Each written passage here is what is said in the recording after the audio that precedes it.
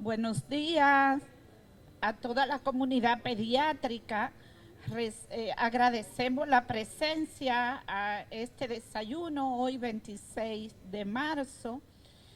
Resaltamos la presencia del doctor Jorge Chaín, pasado presidente del Colegio Médico Dominicano, la doctora Rosanieves, pasada presidenta de la Sociedad Dominicana de Pediatría, y la doctora Virgen Gómez, también pasada presidenta de la Sociedad de Pediatría, y nuestra conferencista del día de hoy. Vamos a dar inicio, como de costumbre. Pónganse de pie para escuchar el himno del pediatra.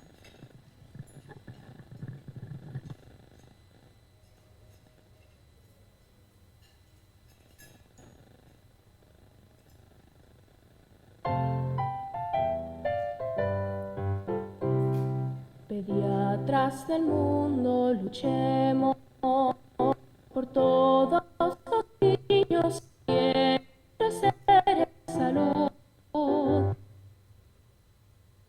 Pediatras, luchemos, no importa el idioma que hablen, no importa el color de su que sean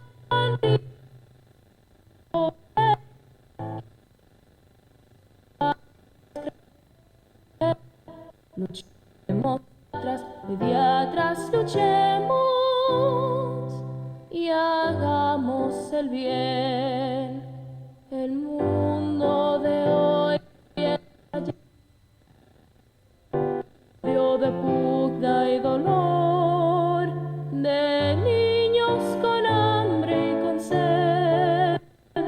Pediatras, hoy nos unimos, pongamos la nota de amor.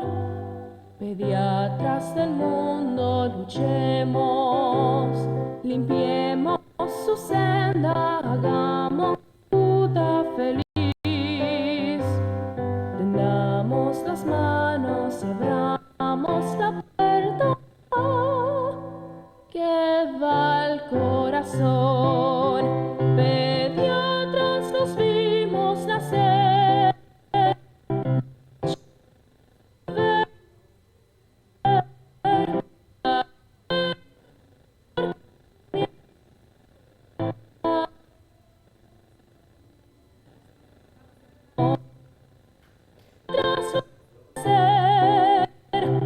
Luchemos por verlos crecer, la guerra, el dolor que comience, hagamos vacunas de amor.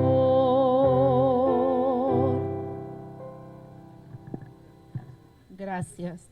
Vamos a la cápsula acostumbrada del día de hoy, que va a estar a cargo del doctor Jorge Chaín. Muchas gracias, doctora. Muy buenos días a todos los colegas presentes, a la señora presidenta de nuestra sociedad y a los miembros del comité de la junta directiva, a las pasadas presidentas, la doctora Rosanieves, Virgen Gómez, que venimos a actualizarnos con ella. Creo ver a la doctora Esquea, pasada presidenta de la Sociedad de Perinatología, y a los colegas de diferentes localidades de aquí del distrito y del Gran Santo Domingo. Muy buenos días, un honor para mí poder presentarle esta capsulita muy breve a propósito de las muertes súbitas. Muy sencillo, muy puntual.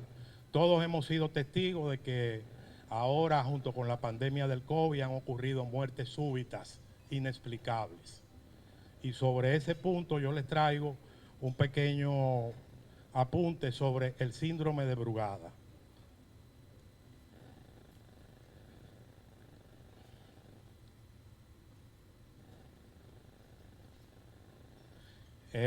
Esta capsulita la preparé por una entrevista que le hicieron al doctor Pedro Brugada, quien está vivo, es un español que es el director del Centro Cardiovascular de la Universidad Libre de Bruselas, y él mismo se dio esta entrevista a propósito de cumplirse 30 años de la descripción del síndrome. El síndrome de Brugada fue descrito por el doctor Pedro Brugada en el 1992. Es una enfermedad congénita, es decir, está en nuestros genes, nacemos con ella, pero no quiere decir que todo el que la porte la va a desarrollar. Pero los que tienen el gen tienen la potencialidad de desarrollar la enfermedad durante su vida.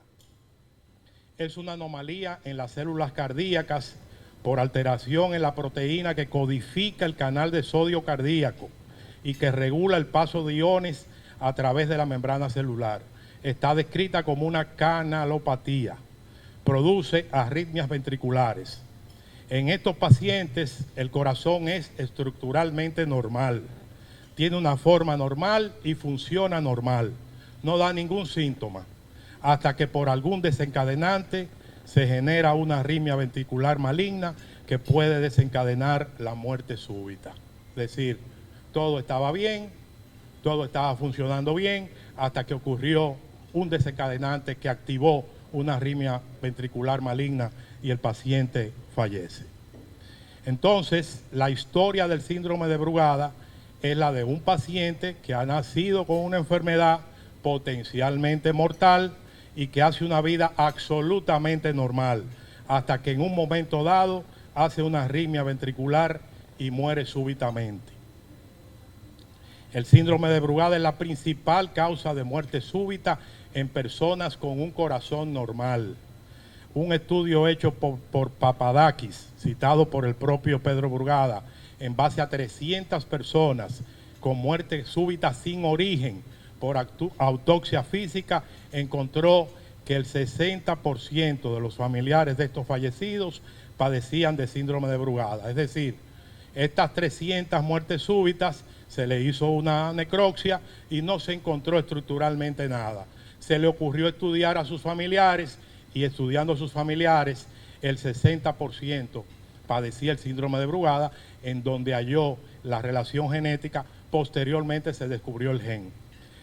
En su relación con la pandemia COVID-19, se le vincula como desencadenante de la arritmia ventricular maligna a la aparición de fiebre de elevación brusca.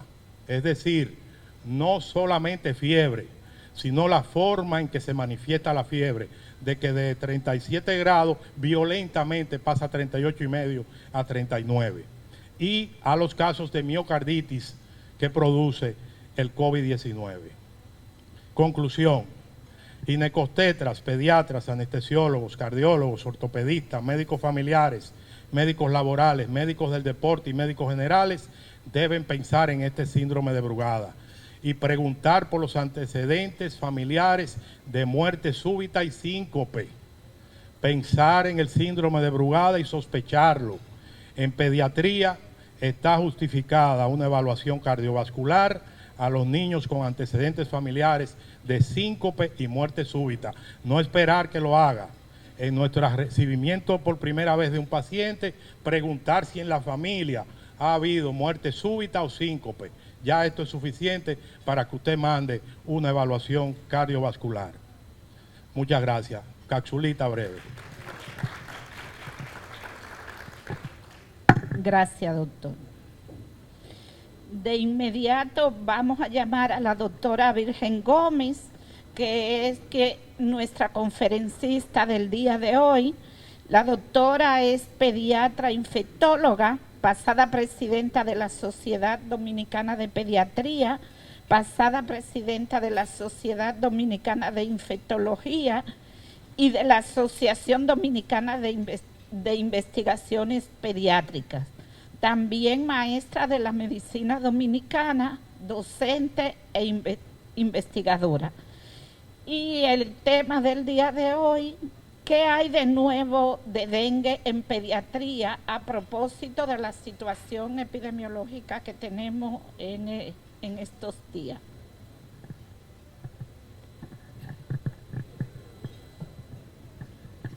Buenos días a todos.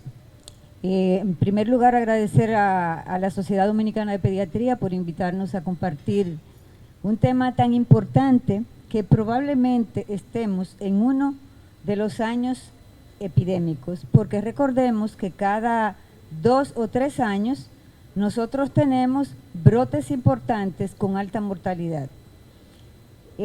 No vamos a hablar de manejo, sino vamos a tratar sobre la nueva guía basada en evidencias realizada por la metodología GREAT, donde vamos a tener no solamente dengue, sino dengue, zika y chikungunya. También decirles que no tengo conflictos de intereses, ni éticos ni económicos. Y vemos aquí que las directrices basadas en las herramientas más útiles de salud, como es la guía GREAT, tiene la importancia de porque mejoran la salud y la práctica clínica, porque todo lo que se busca es estudios que sean bien hechos, aleatorizados y se comparten, se evalúan y entonces se ofrecen intervenciones, tienen pruebas sólidas. Este micrófono se siente como retorno, ¿verdad? No. Se evitan riesgos innecesarios y utilizan adecuadamente los recursos, igual que los costos. Por eso estas guías son de suma importancia para lo que es la medicina basada en evidencia, y conocer los datos son sumamente importantes para nosotros.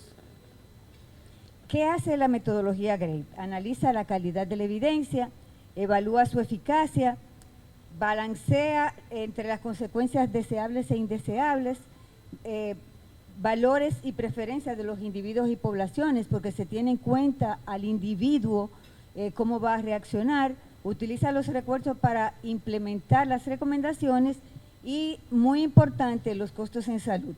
No se preocupen, que esto es algo introductorio para que sepamos lo que es.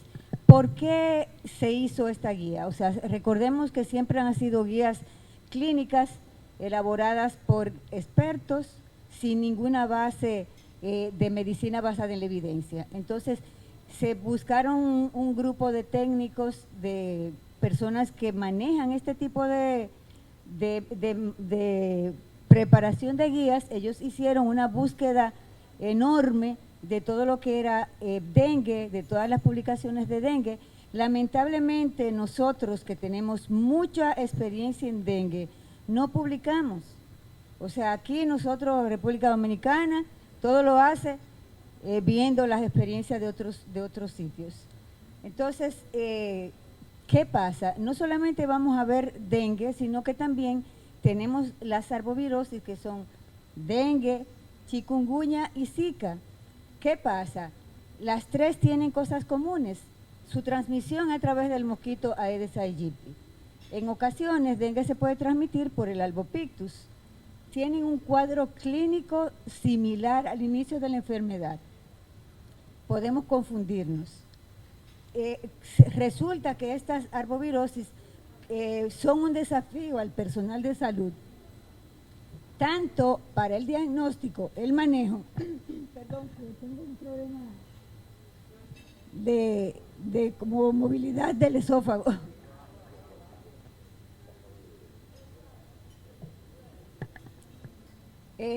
Tanto para el diagnóstico, manejo y el desenlace. Y hay que valorar que existe reacción cruzada entre IgM y IgG de Zika y dengue, que nos hace confundir. Y también esto va a comprometer la vigilancia epidemiológica. ¿Cuáles son los objetivos de esta presentación? Presentar las estrategias, los recursos, las capacidades disponibles para el manejo de los pacientes con arbovirosis en las Américas y en el mundo, donde actualmente existe esta sola guía basada en evidencia en relación a arbovirosis, donde la Organización Mundial de la Salud está promoviendo realizar algo para nivel mundial. En estas guías se van a formular recomendaciones y nuestro objetivo hoy es destacar las novedades que hay en dengue. Entonces, esto es lo que es la metodología Gray.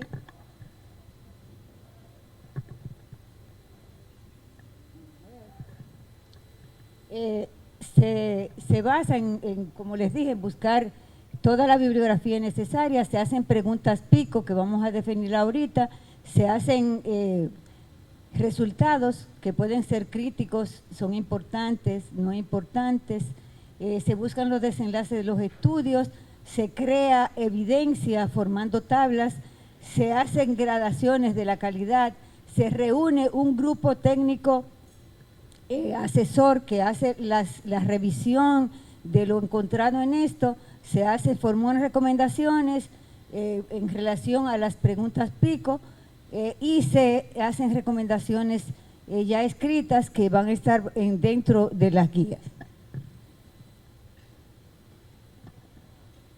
Que en este tipo de guías lo que se hace es determinar la confianza, qué nivel de confianza tiene la evidencia.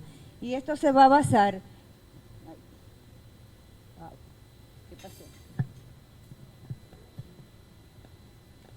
Se va a basar en esta parte, o sea, se buscan información indirecta, problemas metodológicos, imprecisiones, inconsistencias, sesgo de publicación, qué magnitud tienen en el efecto, la relación de la dosis-respuesta, todo esto, y se va a dar una gradación de confianza muy baja, baja, moderada y alta.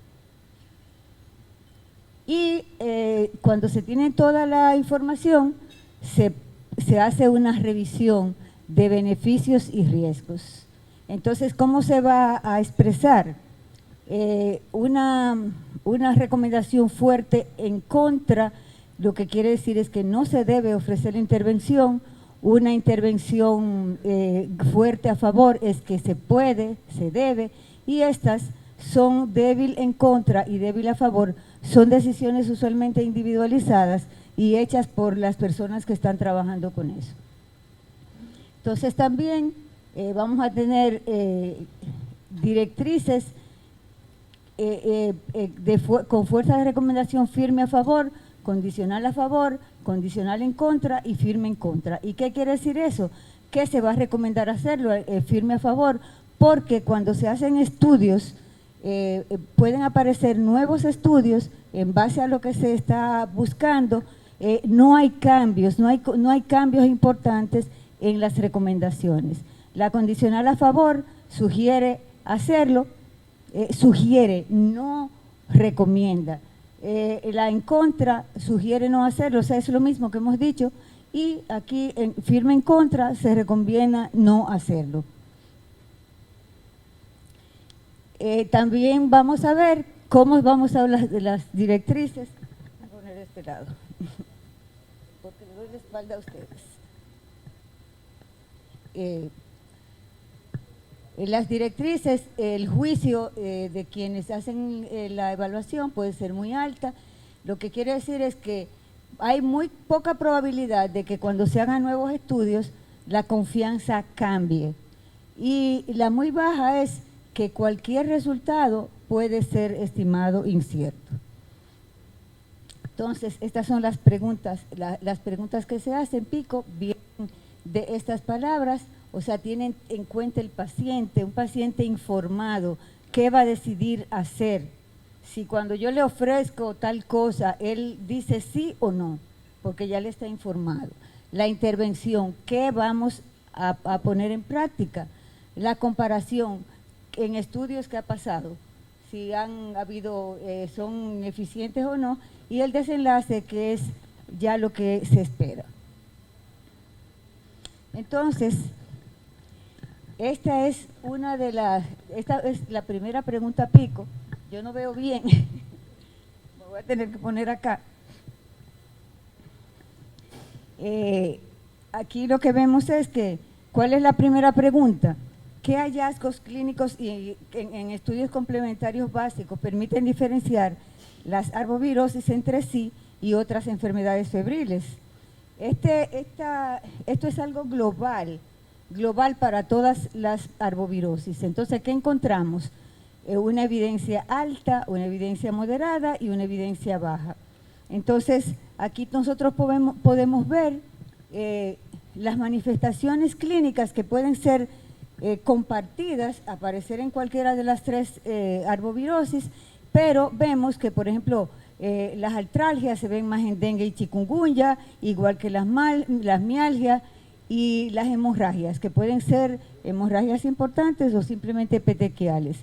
En dengue vemos trombocitopenia, en el aumento progresivo del hematócrito es dengue, la cefalea, la leucopenia, dengue, y el prurito lo asociamos a Zika.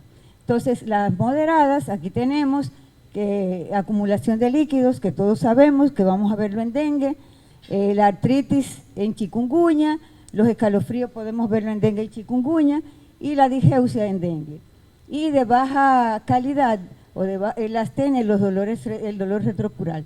Aquí vamos a ver evidencia de alta definiendo cada una de las enfermedades. Entonces, por ejemplo, ¿qué es una alta manifestación que va a diferenciar al dengue? La trombocitopenia, el aumento progresivo del hematócrito y la leucopenia. Moderada, los hallazgos que son probablemente el que las diferencia: anorexia o hiporexia, los vómitos, el dolor abdominal, los escalofríos, la hemorragia. Y de baja evidencia, de calidad baja, tenemos el dolor retrocular, la hepatomegalia, la cefalea, la diarrea y la elevación de las transaminasas y la prueba del torniquete positivo, que ustedes recuerdan que prueba del torniquete positivo a todo el mundo se la hacíamos. Yo creo que ya nadie hace esa prueba porque la evidencia no es buena. Entonces aquí en chikungunya conocemos bastante experiencia que tuvimos todos. La artralgia era el signo inicial y el que nos hacía pensar en la enfermedad, la erupción, la conjuntivitis, la artritis y las mialgias como moderada, y la de baja, la hemorragia, incluyendo sangrado en piel, mucosas o ambas. Y para Zika, el prurito, casi siempre iba el paciente con mucho prurito, la erupción conjuntival, que tenía una erupción importantísima, y las adenopatías. Entonces, en base a esta evaluación, se hicieron otras preguntas pico. Vamos a ver. La pregunta número 2, perdón, salió la 3. ¿Qué hallazgos clínicos y de estudios complementarios básicos deben utilizarse para identificar pacientes con riesgo de evolución a enfermedad grave? Se decidió en la evaluación de toda la bibliografía, que fueron cientos de miles de bibliográficas revisadas, que se sugiere utilizar los signos de alarma para identificar a los pacientes con riesgo incrementado de evolución hacia la gravedad.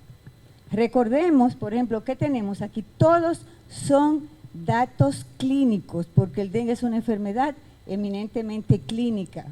Nosotros no podemos depender de un hemograma. Hemos visto niños morir esperando un hemograma.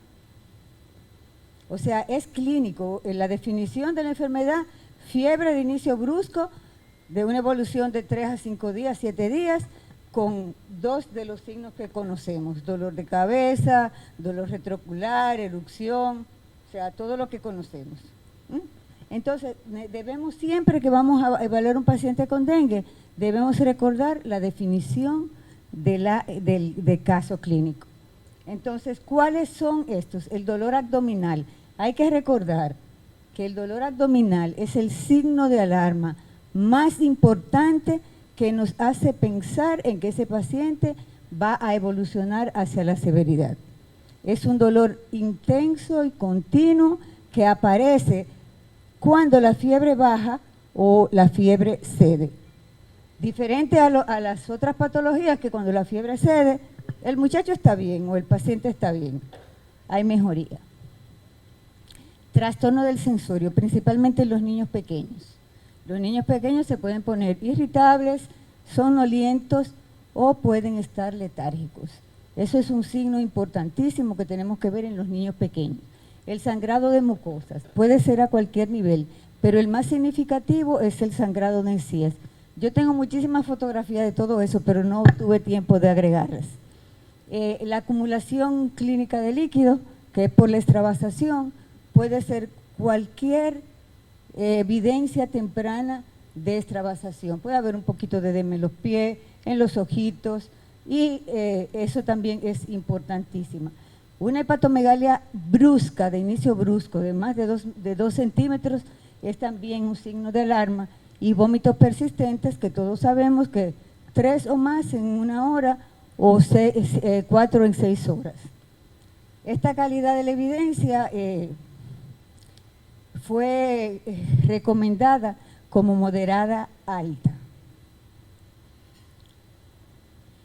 ¿Qué hallazgos clínicos y en estudios complementarios básicos deben utilizarse para identificar pacientes que requieren manejo intrahospitalario? O sea, en esto se decidió cuáles eran los criterios de ingreso de los pacientes, y el más importante de ellos es el dengue con signo de alarma. Por lo que dijimos, o sea, es el primer signo y el más importante. ¿Qué pasa con el dolor abdominal? El dolor abdominal ocurre porque al comenzar la extravasación comienza a nivel de intestino, de asas intestinales, alrededor de la vesícula hay un poquito de extravasación, y eso produce ese dolor tan importante que hace que el paciente se encorve, se doble su rodillita y se ponga así, bien protegiéndose. Y el dengue con criterios de enfermedad grave, o sea, un paciente que tenga comorbilidad, pero ya esto se va a definir en otra área. La intolerancia a vía oral, o sea, tú le das líquido a ese paciente, no lo tolera, vomita, entonces esa es una indicación. La dificultad respiratoria. Ya cuando aparecen estos signos, ya hemos perdido tiempo. ¿Por qué? Porque nosotros debemos comenzar a hidratar al paciente desde que sospechemos la enfermedad. O sea, el niño comienza con un cuadro febril agudo, con un cuadro sugestivo de dengue, que pensamos en la enfermedad, bueno, se le hace su hemograma, se le hace lo que ustedes quieran, pero no necesariamente hay que hacer pruebas confirmatorias. Las pruebas confirmatorias son para estadísticas, no para manejo. El dengue es una enfermedad esencialmente clínica. Entonces, cuando ya aparece, por ejemplo, la dificultad respiratoria, ya aquí posiblemente haya derrame pleural, acortamiento de la presión del pulso, una presión del pulso entre ambas menor de 20 o más, la hipotensión arterial. La hipotensión arterial es el paso para llegar a chocarse. Insuficiencia renal aguda, que ya esto es una complicación. El aumento del llenado vascular, que nosotros sabemos que cuando hay un llenado vascular prolongado hay problemas. El embarazo, porque las mujeres embarazadas tienden a tener más problemas, y la coagulopatía. En relación al diagnóstico, en pacientes con diagnóstico de arbovirosis, debe utilizarse hidratación oral intensa. Se recomienda un esquema de hidratación oral intensa en pacientes con dengue para disminuir la progresión de formas graves y la aparición de complicaciones por esta enfermedad. Recuerden que un paciente que tú recibes con dengue deshidratado es prácticamente una muerte segura. Eso es lo que nosotros hemos visto en nuestra experiencia de unos cuantos años. Entonces, por eso se recomienda, la fiebre deshidrata. El niño muchas veces no tolera bien, entonces hay que tratar de darle líquidos suficientes en base a, si es un adulto, se recomiendan 3.000 mililitros por día, y si es un niño, basado en la guía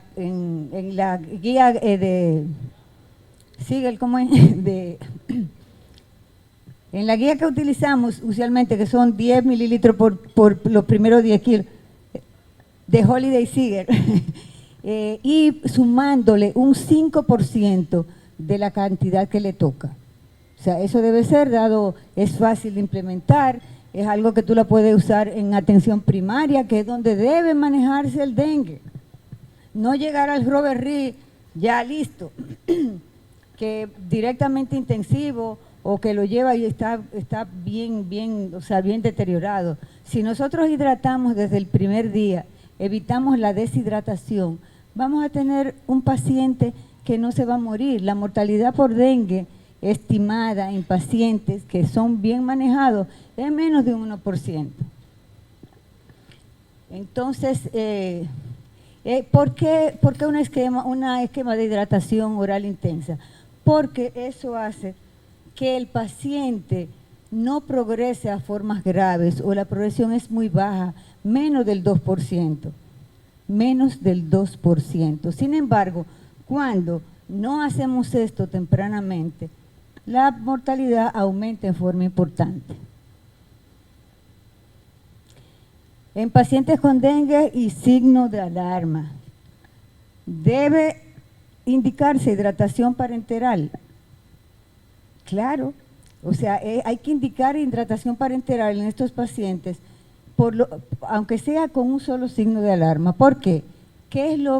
¿Por qué ocurre los signos de alarma? Porque el paciente está extravasando, está llevando sus líquidos del espacio intravascular hacia un tercer espacio.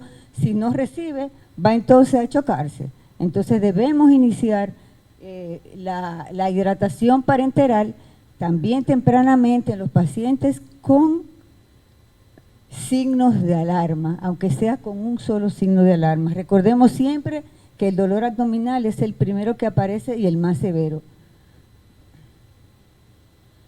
Pacientes con arbovirosis que reciben hidratación parenteral, ¿debe realizarse reanimación con cristaloides o con coloides?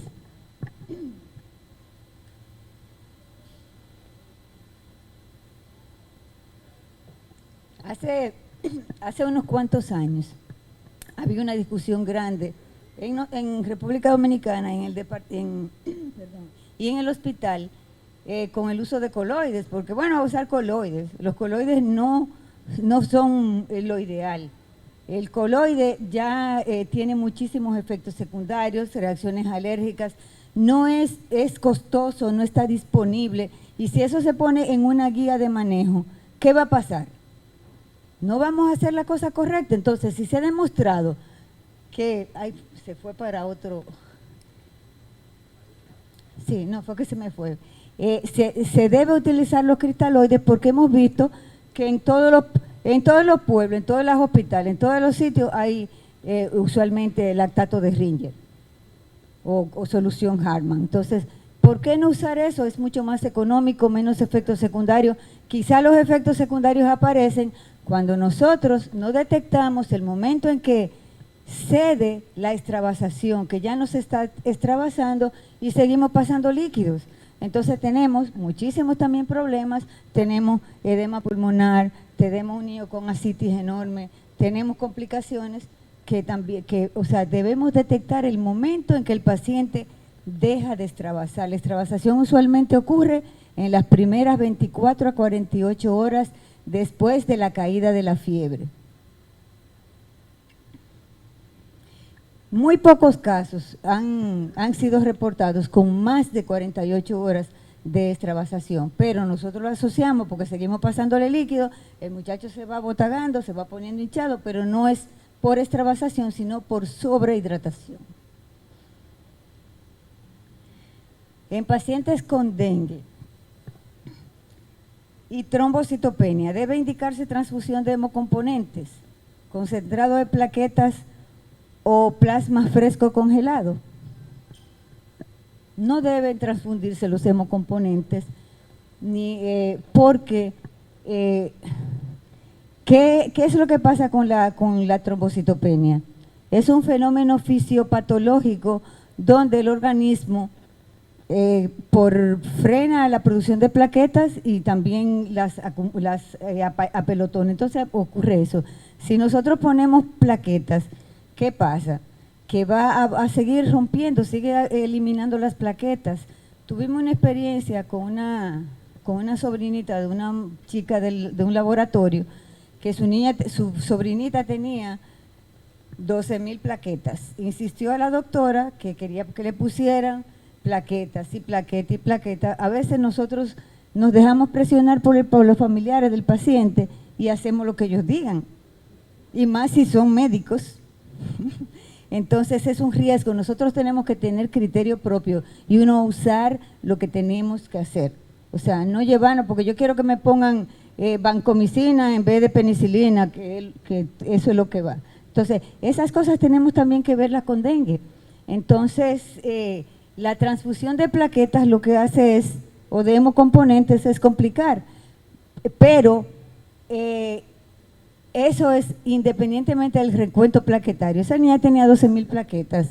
Se le administró un concentrado de plaquetas y cuando se le hizo el control, ¿cuántas plaquetas tenía? 3.000. Entonces, son pequeñas experiencias que uno va acumulando, va viendo las cosas y quiere transmitírselas a ustedes para que veamos lo que es mejor.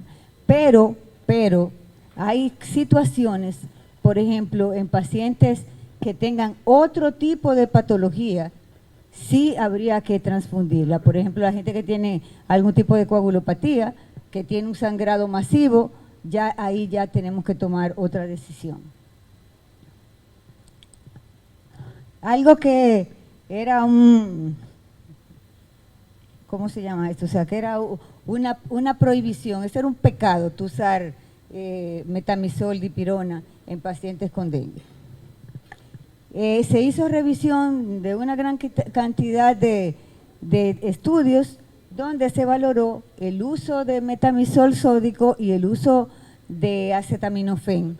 Y ninguno de los dos tiene ninguna repercusión en las plaquetas, principalmente el metamizol.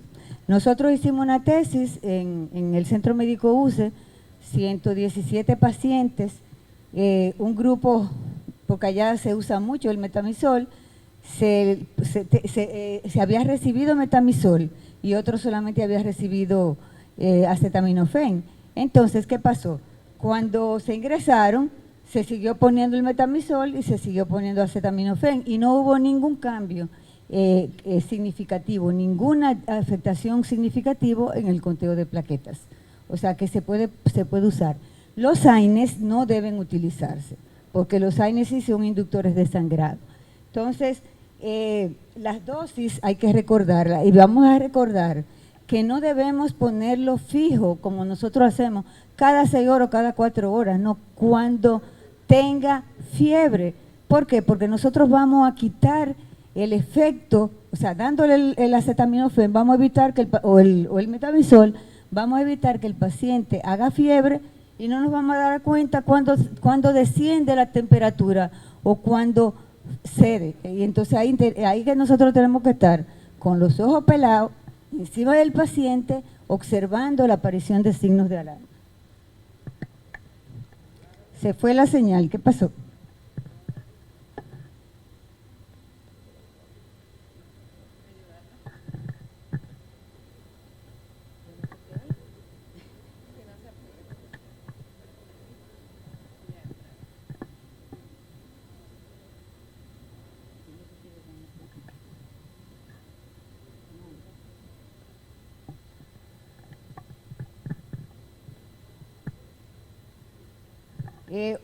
Otra de las cosas de las preguntas pico que se hizo fue si en pacientes con arbovirosis, no solamente con dengue, con arbovirosis en general, ¿qué intervenciones farmacológicas podrían indicarse para el manejo de los síntomas en la parte inicial de la enfermedad? Y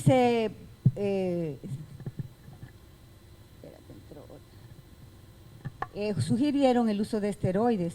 Yo creo que, por ejemplo, los que somos un chin más viejitos, ¿no? Vimos esa experiencia. Le ponían esteroides a la mayoría de los pacientes con dengue y eso no produce ningún buen resultado. Entonces, se sugiere que no se debe administrar esteroides sistémicos en estos pacientes porque no hubo ningún beneficio para mejoría de los casos. En pacientes con arbovirosis grave, debe indicarse tratamiento con inmunoglobulinas.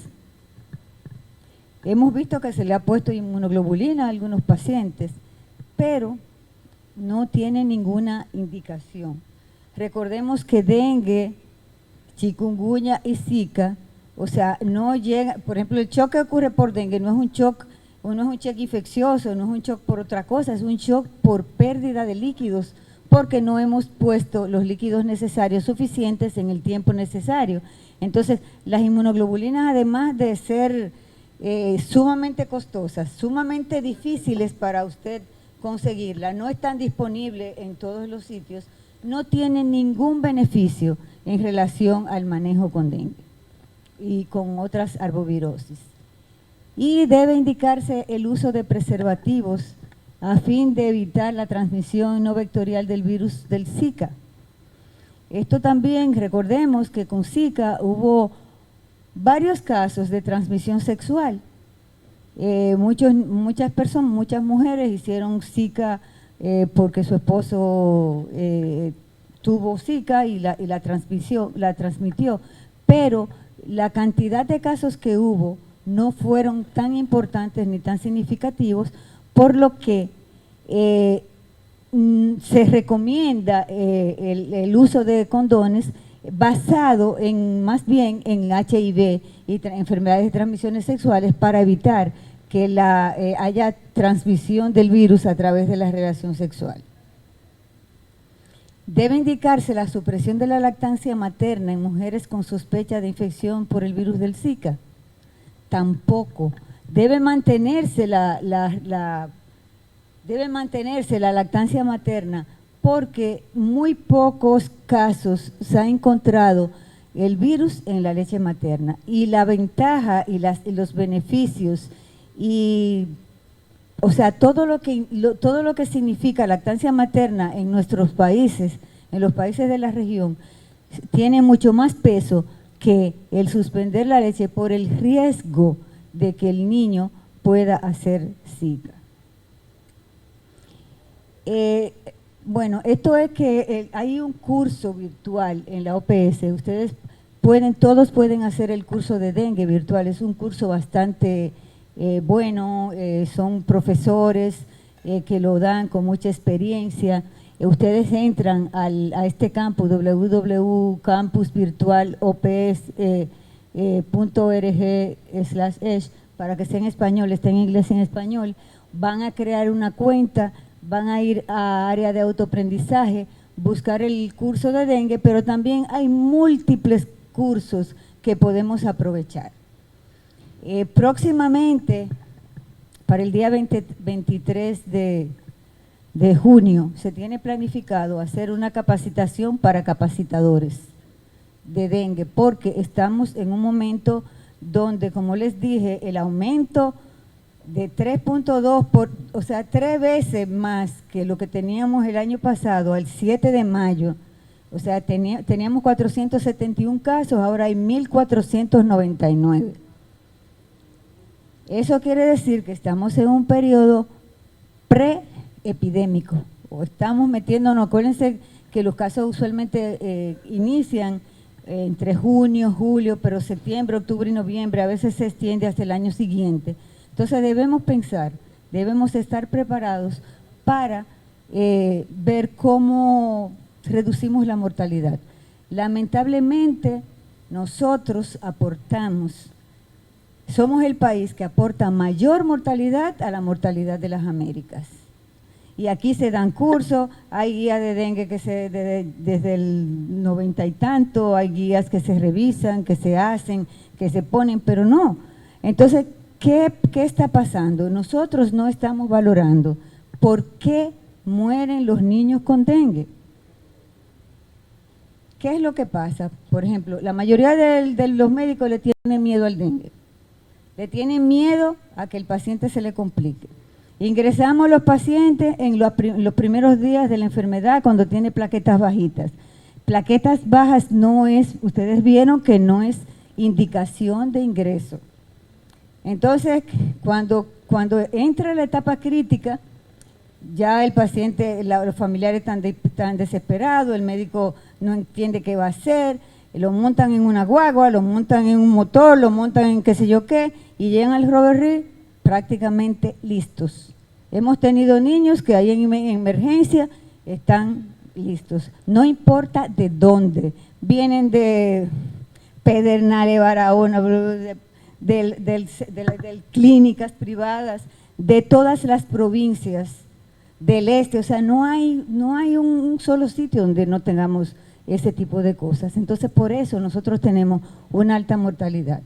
Lo más importante, señores, es detectar los signos de alarma, iniciar hidratación, como dice ahí, intensa desde el principio para evitar la deshidratación. La fiebre deshidrata al niño en el periodo febril. Recuerden que la fiebre puede ser 5 o 7 días, durar, y los signos de alarma no es el quinto día. No es el quinto día. Hemos tenido niños con 2 días de fiebre y se han hecho signos de alarma y han llegado chocados. Puede ser al 2, al 3, al 4, al 5, al 6, al 7. O sea, no hay un día específico. Ya tenemos que quitarnos ese quinto día de la cabeza. Olviden eso. Entonces, ¿qué otra cosa? Vamos a ver. Y aquí ustedes pueden también, estas son las guías que están disponibles. Esta es esta guía que estamos hablando. Ustedes la pueden bajar también de la página de OPS.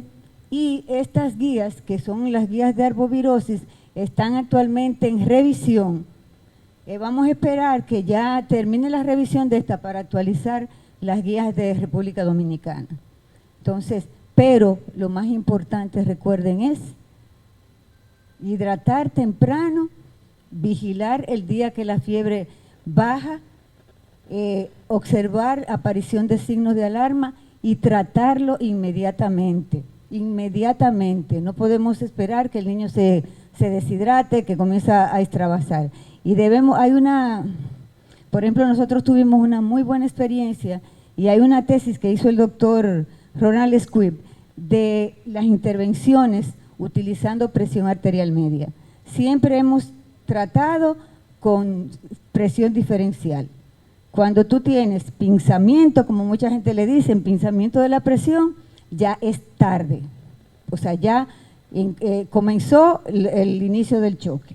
Entonces, si usted utiliza presión arterial media, calcula presión arterial media, coge presión sistólica menos presión diastólica entre 3, más presión diastólica, y busca una tabla que está disponible también, y busca la edad del paciente y el sexo, ustedes mínima, máxima, mínima, media y máxima. Trate de mantenerla entre la media y la máxima en los pacientes que están extravasando, porque eso va a evitar que el paciente extravase, no suplimos los líquidos de la extravasación y entonces se nos va a chocar en la cara. Y lo que mata al paciente con dengue es el choque por deshidratación, por extravasación. Entonces, ahí es que nosotros tenemos que hacer todo el esfuerzo.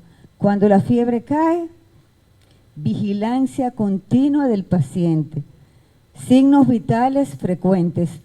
La experiencia que uno tiene es enorme.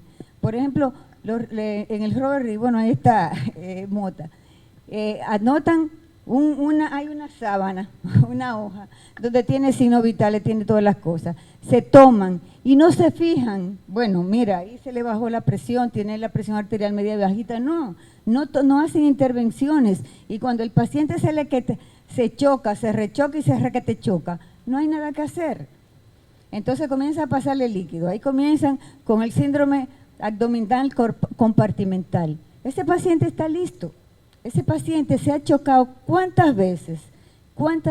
Y ese edema que ocurre es porque él se hace permanente la extravasación, no es transitoria como cuando tú manejas el caso en el momento preciso con el tratamiento correcto.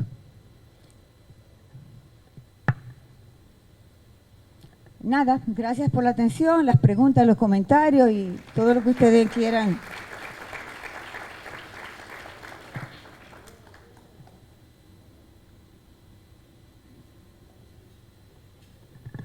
las preguntas.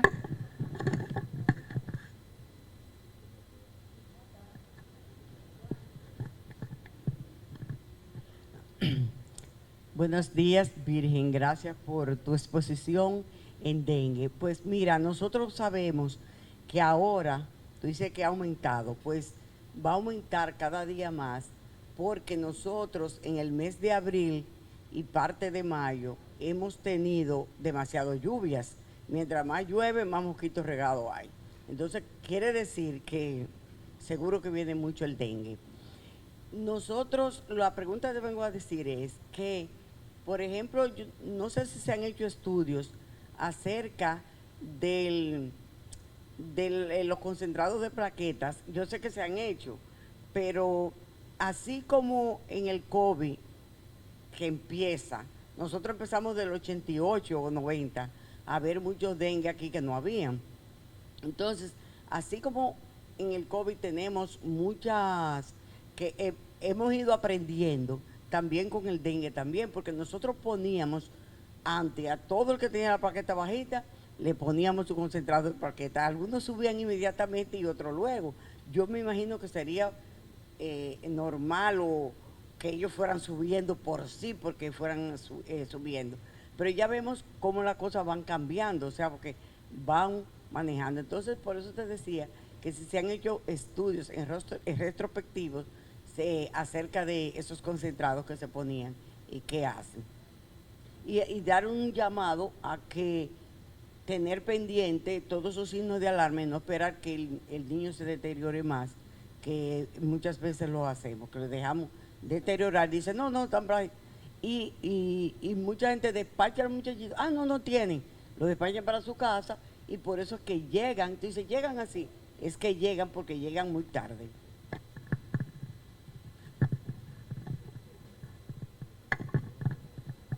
Aquí en esta guía es basada en evidencia, o sea, eso se vio de que las plaquetas, o sea, se revisaron cientos de miles de estudios, no solamente o sea, controlados, aleatorizados o estudios sin controles, y lo que se vio que no debe usarse, o sea, cuando tú desconoces una cosa, ¿qué pasó con COVID? Se le ponía de todo. Que esto, que aquello, y que al final, ¿qué pasó? Ninguno sirve. Entonces, las plaquetas en dengue, a menos, nosotros tuvimos una paciente que le pusimos plaqueta y tuvimos que transfundirla como 5 veces, pero esa niña hizo una sepsis, esa niña se infectó, ya eso es otra cosa. Por eso es que en el dengue en sí, el dengue es simple, sin más nada. No hay indicación de transfusión de concentrado de plaquetas ni de plasma fresco congelado. No hay indicación. Ya si se te complica que te llegue un paciente crítico, contagiado, infectado, que está sangrando, esa niñita nosotros le pasamos como 4 o 5 transfusiones de paquete globular y seguía sangrando. Y le pusimos plaquetas y mejoró, pero ella ya había salido, acuérdense de cuántos días que dura el dengue. El dengue no dura 15 días, ni 12 días, ni son 7 días máximo. Entonces, cuando ocurre ese problema después de los 7 días, tenemos que buscar qué está pasando.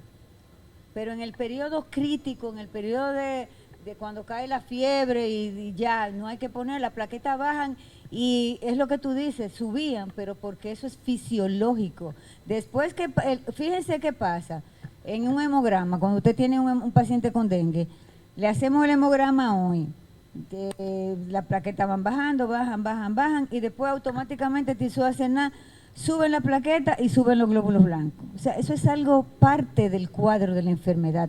Por eso es que el dengue es una enfermedad eminentemente clínica, no de laboratorio. No tenemos que confirmar, uno por ejemplo lo confirma en los centros privados, por los seguros no quieren decirte porque eso es dengue, no, tienen que tener la confirmación.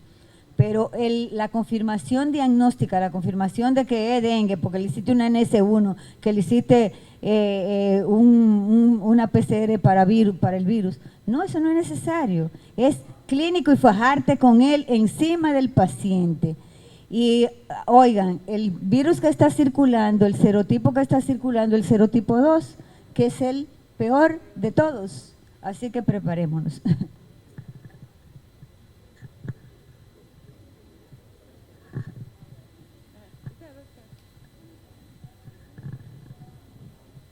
Buenos días. Primero felicitar a Virgen por actualizarnos con relación al dengue. Mi pregunta iba también con relación a lo de las plaquetas. Ya con toda esta explicación, pues gran parte me la han contestado. Pero todavía me queda una duda.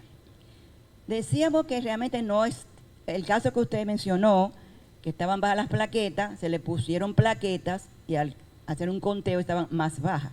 Mi pregunta, y me queda la duda, es la siguiente.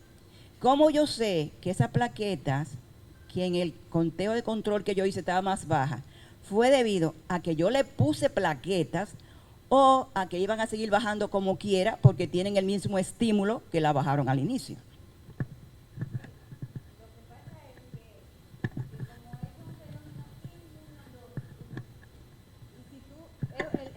La plaqueta bajar en dengue es un fenómeno inmunológico y si tú por ejemplo pones algo extraño que no es tuyo, aunque la plaqueta tú puedes ser de cualquier tipo de sangre, tú puedes donar plaqueta, no hay problema, que no es como los glóbulos rojos, la sangre total. Tú vas a entrar el sustrato para que el cuerpo te destruya las plaquetas. Eso es lo que se ha visto en la fisiopatología. O sea, no es, quizás ella le iban a seguir bajando las plaquetas, pero esa niña ya estaba saliendo del cuadro. Y a veces tú te llevas de que, bueno, que es sobrina de una tecnóloga médica, ella comenzó a presionar a la doctora, yo le dije, mira, no se la pongas, pero ella se la puso por presión. Y uno muchas veces hace cosas por presión del paciente.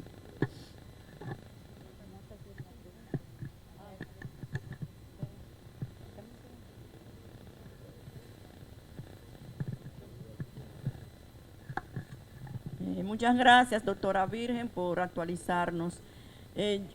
Yo he tenido 2 casos de pacientes con dengue con signos de alarma por clínica y que a los 2 las pruebas de IgG e IgM le dieron negativas. Las 2 veces, recuerdo que la segunda le dio la IgG positiva. Usted lo digo porque lo seguro, usted lo mencionó, las ARS le gustan glosar, como yo dicen, porque ese paciente no tenía dengue. Eso puede suceder actualmente. Yo sé que el dengue ha ido evolucionando, el virus, como todo ser vivo, va evolucionando y va, vamos a ir sacando mañas. Eso puede suceder.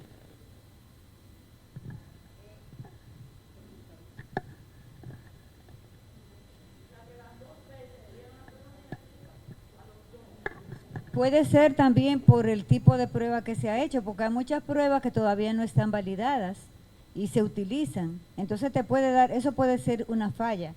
Pero no del laboratorio, sino falla de la prueba. Acuérdense que esas pruebas que se hacen de IgG y IgM son pruebas casi la mayoría rápidas, o por ELISA o qué sé yo. Entonces muchas veces puede darte negativo. Pero ahí yo no te puedo contestar 100% porque habría que ver cuál prueba se hizo, porque cada vez que tú te infectas por un virus o una bacteria, o por un virus, que es lo que usualmente te da positivo, tú vas a tener positiva la IgM tempranamente y la IgG más tarde. En dengue la IgM puede estar positiva a veces, hasta 6 meses después. Entonces vamos a recordar que cuando tú tienes un paciente con una segunda infección por dengue, me dio dengue y me da dengue otra vez, es un riesgo altísimo o prácticamente va a ser un dengue grave, va a haber extravasación. Entonces eso también tenemos que tenerlo en cuenta.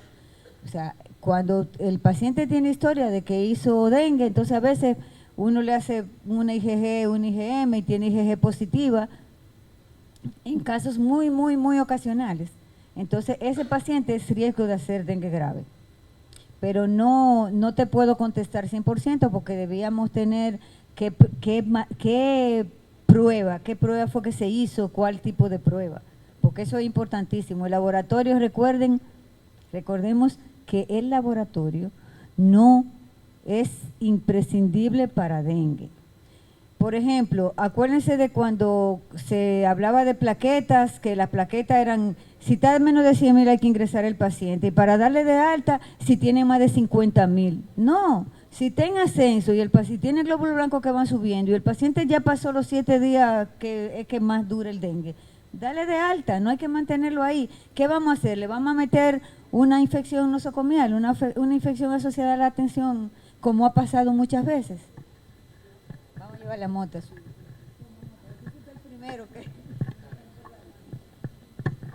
Gracias, doctora. La verdad que fue muy bueno.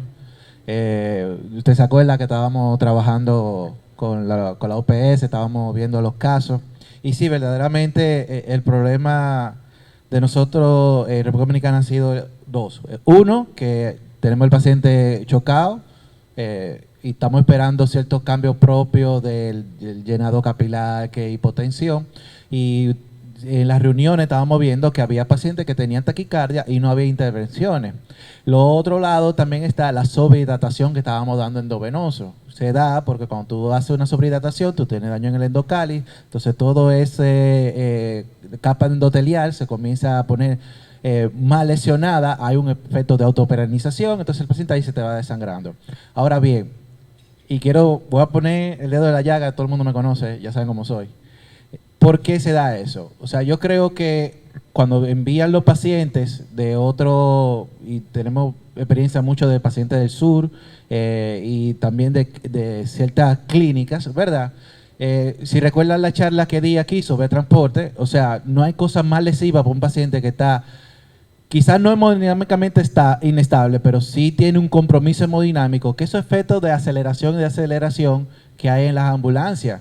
Y aquí sabemos que las ambulancias andan a millón, por eso es que tenemos muchas ambulancias chocadas.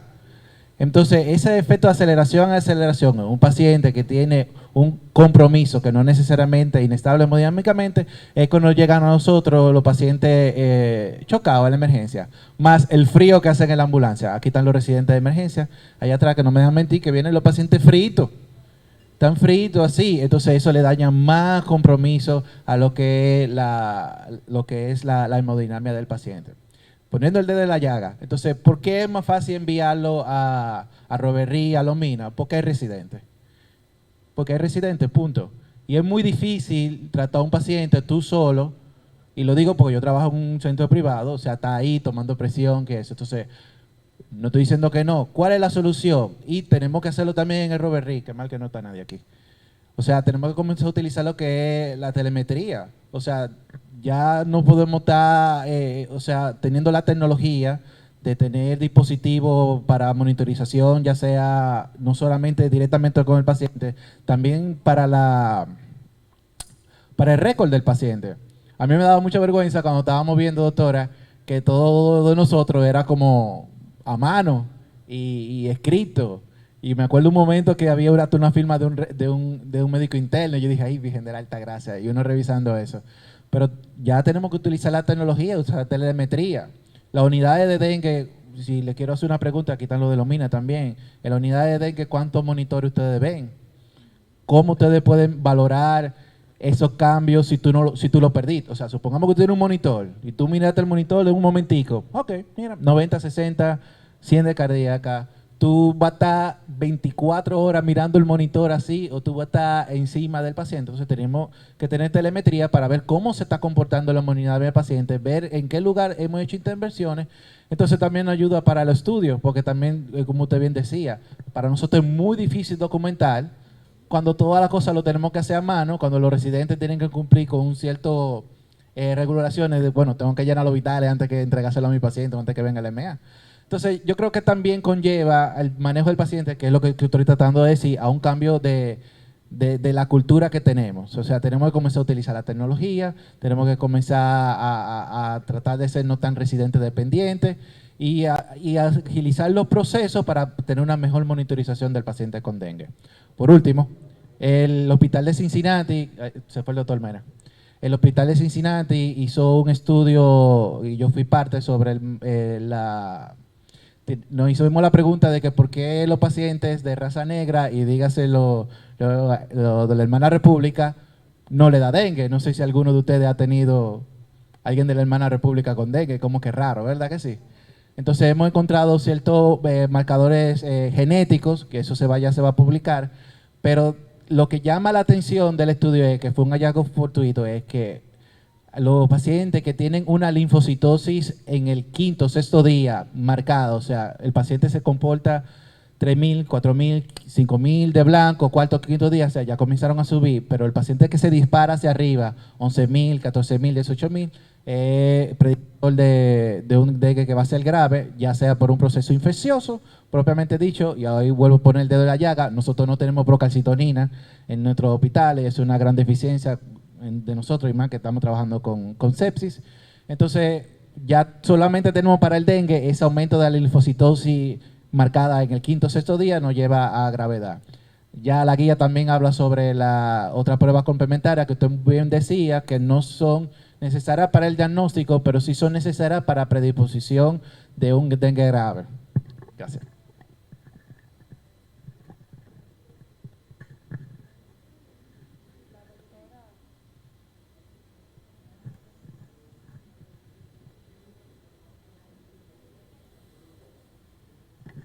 Buenos días, Virgen. Gracias por tu conferencia, Gómez.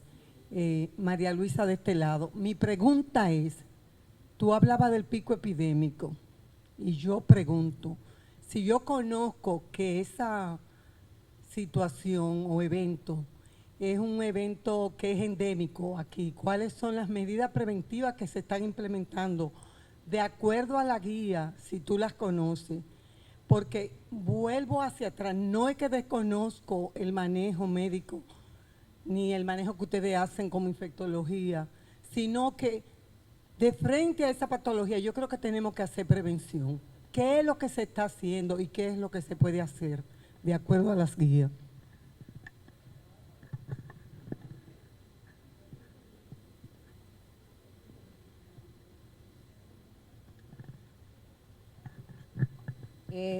Primero a Mota. Mota, en relación a la parte del laboratorio, no es que el laboratorio no es importante.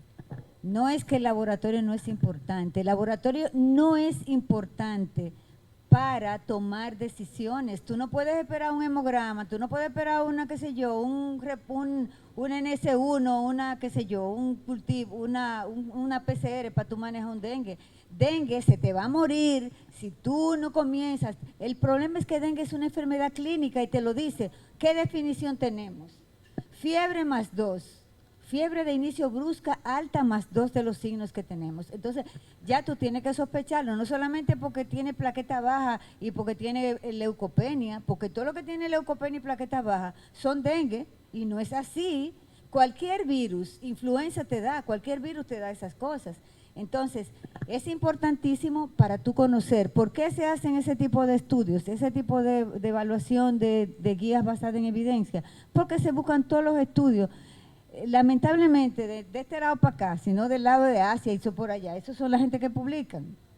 Nosotros no publicamos, muy pocas. Tú te pones a buscar publicaciones de la América Latina y prácticamente no hay. Entonces, siempre es importante tú conocer todas esas cosas, pero no es lo básico, es el evitar la muerte del paciente, que es lo que nosotros tenemos que hacer. Nosotros aportamos, hubo un año, en el 2011, que hicimos una reunión en Panamá, el grupo de asesor de OPS de dengue de la región, y a nosotros nos felicitaron porque ese año no se murieron casi nadie. ¿Por qué? Nosotros íbamos, cada vez que había una mortalidad en Salcedo, en Barahona, en qué sé yo canto, Josefina Fernández, la doctora Joaquina Rosario y Virgen Gómez cogían a ese sitio, revisaban los expedientes, se hacía una discusión con quienes estuvieron involucrados en el manejo de ese paciente y con todo el hospital, y la mortalidad bajó. Entonces, es que tenemos que ser clínicos. O sea, la parte clínica es básica, tú no puedes pensar en el laboratorio. No se puede, porque ¿cuándo te llega? Tú haces un hemograma del Roberry, te lo dan a los 3 minutos, a los 2 minutos, te lo dan a 4 horas, 6 horas, 8 horas. Y entonces tú vas a esperar, como se han muerto, y tú lo sabes, se han muerto muchos niños esperando un hemograma. Entonces, eso es lo que yo quiero llevarnos a nosotros, tenemos que intervenir tempranamente, tenemos que valorar la clínica, que es lo más importante. Tenga una ¿Qué otra enfermedad le da a ustedes esos signos de alarma? Dolor abdominal intenso, continuo, letargo. ¿Cuál otra? Ninguna. Entonces, eso es importante. Y María, en relación a qué se está haciendo y qué se va a hacer, matar mosquitos, como dijo Hipólito, porque lo único que va a prevenir esas cosas es cuando no tengamos los mosquitos. Pero ¿qué pasa? El ambiente, perdóname la palabra, está jodido porque nosotros lo hemos dañado. Aquí, no sé, por ejemplo, las gomas, los neumáticos, viejos ahí los tiran donde quiera, lo ponen en los parques, lo ponen donde sea. En el Robert Reed hicieron un parque con gomas, con neumáticos, yo tuve que ir a la dirección y decirle, vean, ¿qué es lo que está pasando? En el Robert Reed un parque con gomas para que los niños fueran a jugar. No, o sea, son muchas cosas. Y nosotros mismos contribuimos porque el problema también es el subdesarrollo. No hay agua continua en las llaves, tenemos que guardar agua en un tanque, nadie lo tapa. Tiramos, acuérdense de aquel anuncio que yo siempre me recuerdo, en cualquier charquito nace un mosquito, una tapita, ahí se hace un criadero. La gente le pone una cantidad de botellas para arriba a las verjas para evitar que se metan, eso se llena de agua y se llena de mosquitos. Y nadie limpia sus patios, siguen tirando cosas para el patio. Entonces, todo eso influye, es educación.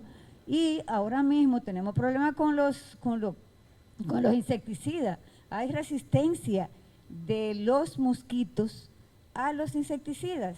Entonces no es como la gente quiere, que vengan a fumigar, no, eres tú que tienes que cuidar tu patio, tú tienes que cuidar que no tener matas en agua, tú tienes que hacer esto para evitar, tapa tu agua. O sea, es conciencia, es educación y nosotros nos falta mucho. Y los recursos se invierten en otra cosa, lamentablemente. Y es algo que a mí me duele muchísimo, porque yo tengo, qué sé yo, cuántos años con dengue y le duele a uno el alma de tanto hablar y de tanto decir. Y cada vez que yo veo que se muere un muchachito que te llega ahí, que yo entró bien al hospital o al centro y que cuando tú vienes a ver entraste al otro día y no está ahí. Y nosotros tenemos responsabilidades, no solamente, o sea, si tú no tienes las medidas, tú no tienes no las medidas, sino las herramientas para tú como médico, tú tienes que fajarte. No nos gusta sentarnos a tomarle un muchachito que está extravasando. Tú tienes que tomarle signos vitales cada cierto tiempo, no de que ahora en una hora, en qué sé yo cuánto, ese se te va a morir. Y los líquidos, cómo van pasando y esto. Y algo muy, muy, muy, muy significativo en los niños es la posición que toman cuando están extravasando. Eso es algo básico. Cuando un niño comienza a extravasar, comienza a ponerse así, se dobla encima de la cama. Lamentablemente yo no pude meter, pero un día yo le voy a mostrar todas esas imágenes de cómo la cara del dengue, la cara del niño cuando está extravasando, es una cara de dolor, de ansiedad, de tristeza, o sea, una cara que ustedes la reconocen. O sea, son situaciones que debemos mirar. A veces tú ves un paciente con una cosa y tú ni siquiera te lo miras así. No, busca. Ponle la mano de los pies a la cabeza, no solamente una ocultación. No, el examen debe ser completo y eso lo hemos perdido. Usted va a un médico y quiere salir huyendo el médico porque tengo 10 pacientes afuera. No, usted tiene el derecho de que lo atiendan bien. Y usted tiene el deber de darle el tiempo necesario. Y ya eso se perdió, Lo que quiere es ver 40 pacientes en 2 horas para irse. Entonces, toda esa cosa influye, tenemos que cambiar, tenemos que rehumanizarnos. O sea, esas cosas tenemos que pensarlas. Y nada, lamentablemente nosotros somos médicos de otra época, pero teníamos mucha conciencia. Sí, buenos días.